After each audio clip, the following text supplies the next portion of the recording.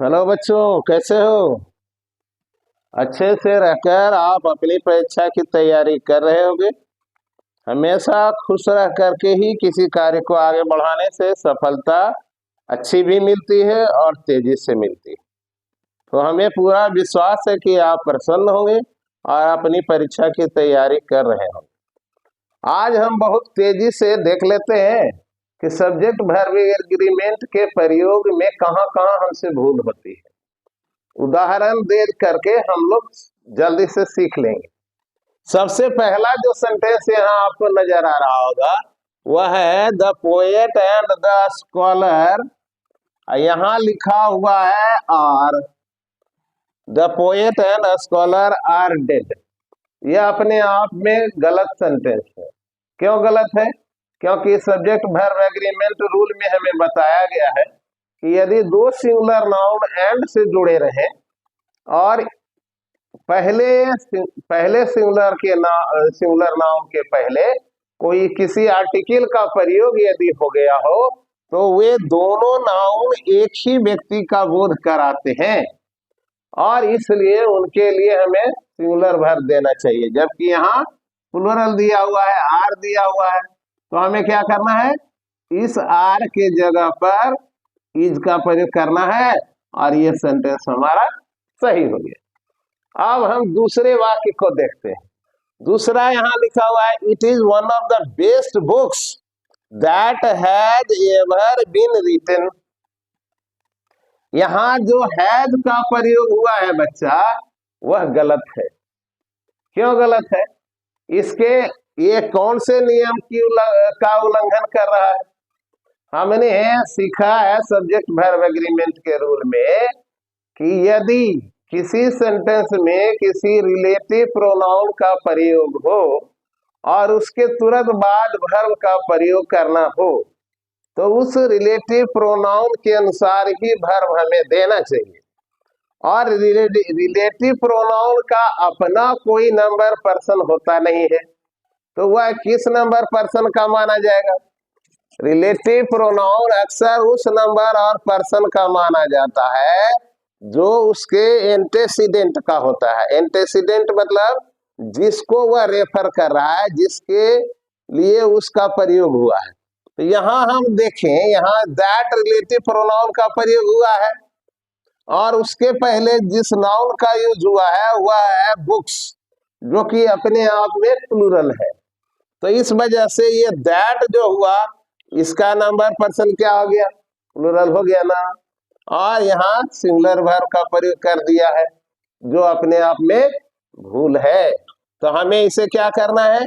Has के स्थान पर हैव का प्रयोग कर देने से यह सेंटेंस सही हो जाता है। क्यों? क्योंकि बुक्स के लिए हमें प्लूरल नाउन ही देना चाहिए।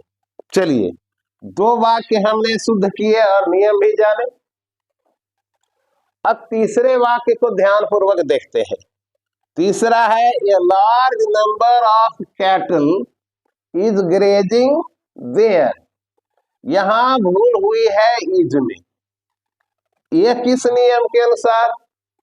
तो सब्जेक्ट वर्ब एग्रीमेंट के एक नियम में हमें ऐसे बताया गया है कि कभी कभी सब्जेक्ट के स्थान पर मतलब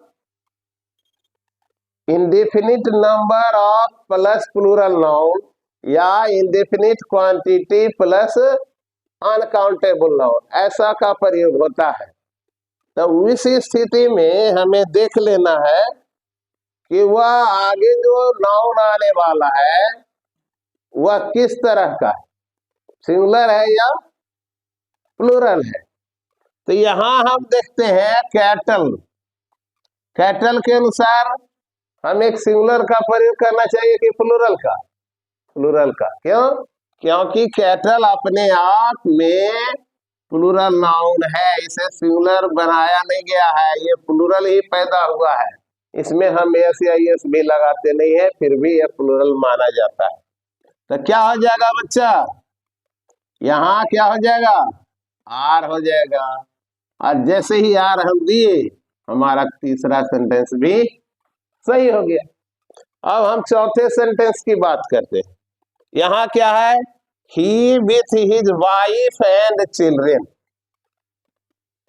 ही with his wife and children has come. इसे जरा ध्यान से देखना, एक नियम हमें बताया गया है कि यदि दो नाउन, दो singular noun with, together with, along with, as well as, इन सब से जुड़ा रहे तो हम पहले नाउन के अनुसार करेंगे, ठीक है ना। लेकिन यहाँ हम देख रहे हैं कि यहाँ एक से अधिक नाउन विथ से जुड़ा हुआ है ना, और उसमें प्लूरल नाउन आगे दिया हुआ है। ऐसी स्थिति में हमें प्लूरल वर्ब का ही प्रयोग करना चाहिए, जबकि यहाँ सिंगुलर वर्ब दिया हुआ है। तो यहाँ हम क्या कर देंगे, हैव कर देंगे, तो ये सेंटेंस हमारा सही हो जाएगा। अब हम 5वें सेंटेंस में पहुंच चुके हैं। इसमें क्या है, either of these methods are successful. इसमें हमें कहाँ गलती नजर आ रही, यह किस नियम के तहत गलत सेंटेंस है। बताया गया है कि यदि किसी सेंटेंस में किसी डिस्ट्रीब्यूटिव प्रोनाउन का प्रयोग सब्जेक्ट के जगह पर हुआ है तो उसके लिए हमें सिंगुलर ही वर्ब का प्रयोग करना चाहिए। जैसे ईच, एवरी, आइदर, नाइदर, ये सब आ जाए और उसके बाद कोई प्रीपोजिशन आ जाए तो वह सब्जेक्ट हमारा सिंगुलर माना जाता है। और यहाँ हम देख रहे हैं आइदर है और उसके बाद प्लूरल नाउन है, तो इसके अनुसार नहीं होता है, क्योंकि प्रीपोजिशन से ही जुड़ा हुआ है। और यदि दो सब्जेक्ट प्रीपोजिशन से जुड़े रहते हैं तो जो नाउन या प्रोनाउन जो पहले आता है वही हमारा असली सब्जेक्ट होता है और उसी के अनुसार हम वर्ब देते हैं। और यहाँ आइदर ऑफ के पहले है, इसलिए हमारा वास्तविक सब्जेक्ट आइदर हुआ जो कि सिंगुलर होता है, इसलिए यहाँ हम लोग इज का प्रयोग करें। अब 5वें सेंटेंस में आते हैं, दे ईच हैड ए पेन, है ना। दे के बाद इच का प्रयोग किया जाए या एवरी का प्रयोग किया जाए तो क्या करते हैं, प्लूरल वर्ब का प्रयोग करते हैं, न कि सिंगुलर वर्ब, क्योंकि ये दे के अनुसार होगा, इच के अनुसार नहीं होगा। तो यहाँ हम लोग क्या करेंगे, हैव का प्रयोग करेंगे और यह सेंटेंस हमारा सही हो गया। फिर आगे देखते हैं, every one of his sisters, every one of his sisters are married. English grammar में एक प्रोनाउन होता है जिसका नाम होता है इंडेफिनिट प्रोनाउन, है ना। और हमारा पूरा ग्रामर इंडेफिनिट प्रोनाउन को सिंगुलर मानता है, सिर्फ क्वेश्चन टैग में उसे प्लूरल माना जाता है और उसके लिए प्लूरल प्रोनाउन का प्रयोग किया जाता है। लेकिन बाकी सारे स्थानों पर as a pronoun indefinite pronoun singular है और उस प्रोनाउन के लिए हमें सिंगुलर वर्ब का ही प्रयोग करना चाहिए। लेकिन इसमें भूल हो गई है, यहाँ आर दे दिया गया है जो कि प्लूरल है ना। यह ऑफ से जुड़ा हुआ है, इसके पहले है इंडेफिनिट प्रोनाउन और आगे है प्लूरल।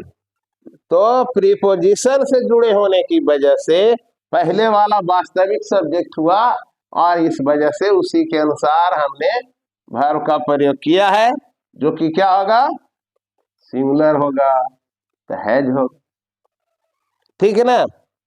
अब 8वें पर हम लोग पहुंच गए हैं। 8वां सेंटेंस क्या कहता है, I Mohan a student of class 10 is very lucky. ये किस नियम के तहत गलती कहाँ हुई है, यहाँ इज का प्रयोग करना है, तो इसमें भूल क्यों हुई है, इसके नियम में कहा गया है कि यदि किसी सेंटेंस में सब्जेक्ट के स्थान पर किसी नाउन और प्रोनाउन का प्रयोग हुआ है और उसके बाद उसके विस्तार के लिए एपोजिशंस का प्रयोग हुआ है। एपोजिशन का मतलब होता है किसी नाउन या प्रोनाउन के बारे में कुछ और बात जोड़ देना, ऐड कर देना।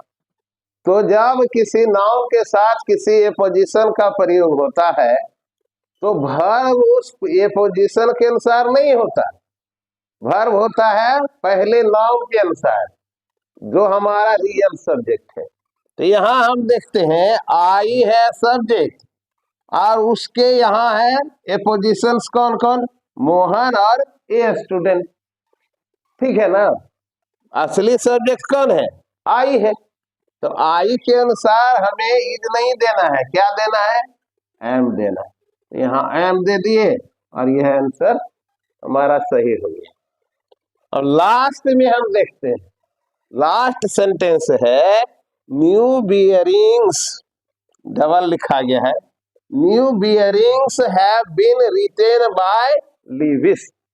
ये किस नियम के अनुसार गलत सेंटेंस है जी। कहा गया है कि कोई सब्जेक्ट यदि प्लुरल की तरह लगे परंतु उससे किसी व्यक्ति के नाम, किसी देश के नाम या किसी बुक का खास नाम है ना, ऐसा पता चले तो वह प्रॉपर नाउन माना जाएगा कि नहीं, माना जाएगा ना। और प्रॉपर नाउन के लिए हमें कौन सा सब्जेक्ट देना चाहिए, सिंगुलर देना चाहिए, क्योंकि उससे एक व्यक्ति का बोध होता है, खास व्यक्ति का बोध होता है। तो यहाँ ये जो न्यू बियरिंग्स है ना, ये लीविस एक पोएट है जिनकी रचना का नाम है, उन्होंने ये पोएम की किताब लिखी है जिसका नाम है न्यू बियरिंग्स। तो इसके लिए हैव का प्रयोग तो होना नहीं, इसमें यस लगा देखते हैं तो बच्चे समझ जाते हैं कि ये प्लुरल नाउन है इसलिए हैव देते हैं। नहीं, ऐसा करना नहीं है, यहाँ हैव का प्रयोग करेंगे तो हमारा परिणाम अच्छा आएगा।